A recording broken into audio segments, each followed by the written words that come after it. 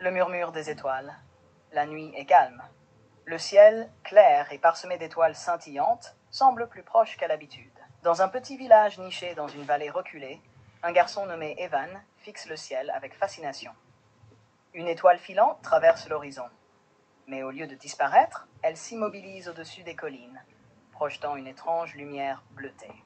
« Grand-père, regarde !» Cette étoile, elle ne bouge plus. Son grand-père, un homme à la voix grave et au regard fatigué, s'approche de lui lentement. « Ce n'est pas une étoile, Evan, c'est un appel. Les anciens disaient qu'un jour, le ciel parlerait à ceux qui écoutent. Et si c'était à nous qu'elle s'adressait ? Je veux aller voir. » Le lendemain, Evan se prépare pour partir en quête de cette lumière étrange. Il est rejoint par Lyra, une jeune fille audacieuse, connue pour son esprit vif et son courage. Sa voix est claire et décidée. Lyra ferme. « Tu ne pensais quand même pas partir sans moi, Evan ? C'est peut-être notre chance de découvrir ce que personne n'a jamais vu. Je pensais que tu avais peur des collines. Et des serpents.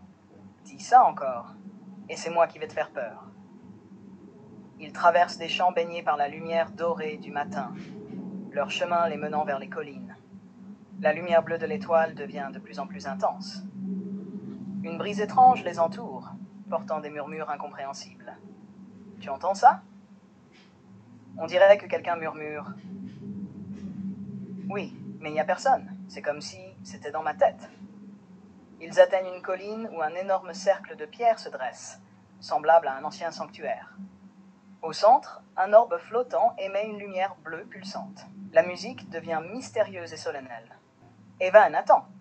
On ne sait pas ce que c'est. Et si c'était une réponse ou un message ? On doit essayer. Lorsqu'ils touchent l'orbe, une lumière éclatante les entoure, et le paysage disparaît. Ils se retrouvent dans un espace infini, où des fragments d'étoiles flottent autour d'eux. Une voix douce, mais puissante, emplit l'air. Voix des étoiles, enfants de la Terre. Vous avez écouté notre appel. Depuis des millénaires, nous observons, mais peu osent entendre. Mais qui êtes-vous ? Et pourquoi nous ? Voix des étoiles. Nous sommes les échos, gardiens des mémoires anciennes. Vous avez un rôle à jouer, car votre monde oublie ses origines. Que devons-nous faire ? Ramener la lumière de la mémoire. Ce sanctuaire est un pont entre les étoiles et votre terre. Réveillez-le, et l'espoir renaîtra. Ils sont soudainement renvoyés dans le sanctuaire où l'orbe brille plus intensément. Les pierres autour d'eux commencent à vibrer, émettant une douce mélodie. Lyra découvre des inscriptions anciennes gravées sur les pierres. Ces symboles, ils parlent d'un rituel. Si on l'active, on pourrait réveiller le sanctuaire. Alors, faisons-le.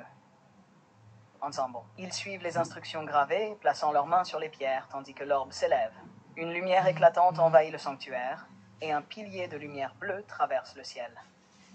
Les murmures s'arrêtent, remplacés par une voix douce et apaisante. Vous avez ravivé le lien. Les étoiles veillent à nouveau sur votre monde. Rappelez-vous toujours, écouter est la clé pour comprendre. De retour au village, les habitants émerveillés observent le ciel, où les étoiles brillent plus fort que jamais.